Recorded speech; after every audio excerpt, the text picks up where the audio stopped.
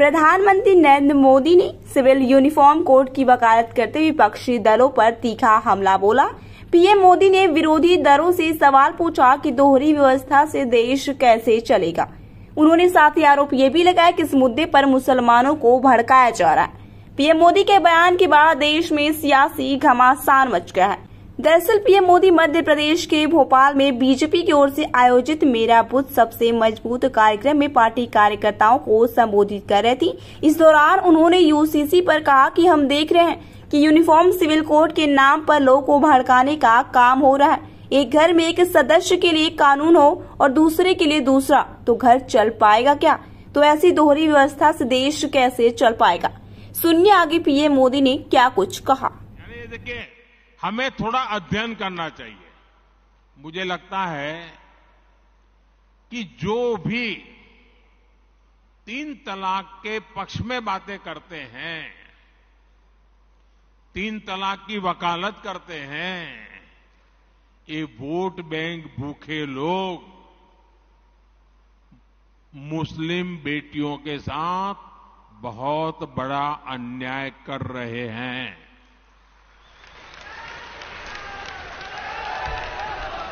अच्छा, कुछ लोगों को लगता है कि भाई ये 3 तलाक से तो सिर्फ महिलाओं की बात हो रही है। 3 तलाक से जो नुकसान होता है ना, वो सिर्फ बेटियों को होता है ऐसा नहीं है, उसका दायरा उससे भी बड़ा है। आप सोचिए,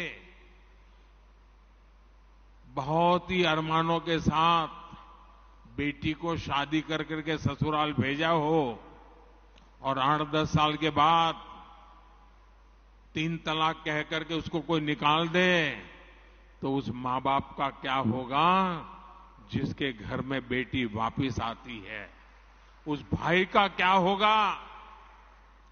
वो भाई, पिता, सब उस बेटी की चिंता में इतने दुखी हो जाते हैं। इसलिए 3 तलाक से सिर्फ बेटियों को ही अन्याय होता है इतना नहीं, पूरे परिवार तबाह हो जाते हैं। माता, पिता, भाई सब दुखी हो जाते हैं। और देखिए, दुनिया के अनेक मुस्लिम बहुल्य देश, इसका इस्लाम से संबंध होता तो दुनिया का कोई मुस्लिम देश 3 तलाक खत्म नहीं करता। मुस्लिम बहुल्य देश जहां पूरी तरह इस्लाम राज्य है, वहां भी 3 तलाक बंद कर दिया है। मैं परसों इजिप्ट में था, मिस्र में था। मिस्र में, इजिप्ट में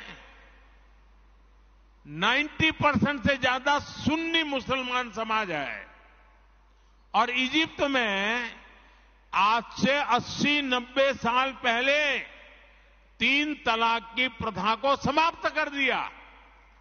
हमसे 90 साल पहले।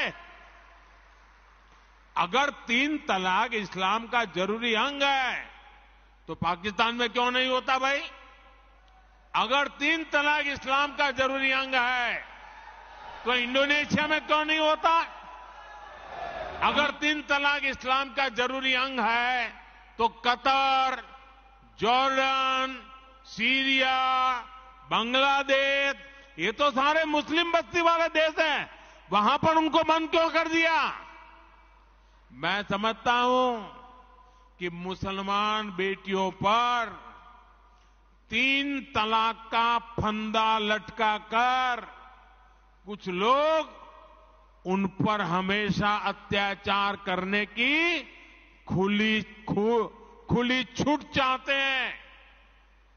यही लोग 3 तलाक का समर्थन भी करते हैं और मैं जानता हूं कि इसलिए ही मेरी मुस्लिम बहनें, बेटियां, मैं जब भी जहां जाता हूं वो भाजपा के साथ खड़ी रहती है, मोदी के साथ खड़ी रहती है। साथियों, भारत के मुसलमान भाई बहनों को भी ये समझना होगा कि कौन से राजनीतिक दल उन्हें भड़का करके उनका फायदा लेने के लिए उनको बर्बाद कर रहे हैं।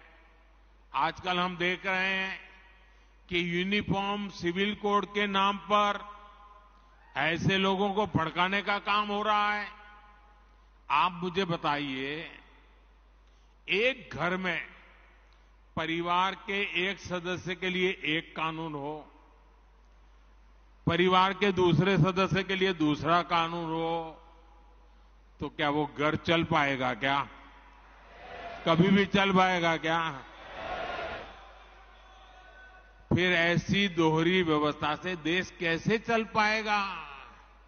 हमें याद रखना है कि भारत के संविधान में भी नागरिकों के समान अधिकार की बात कही गई है।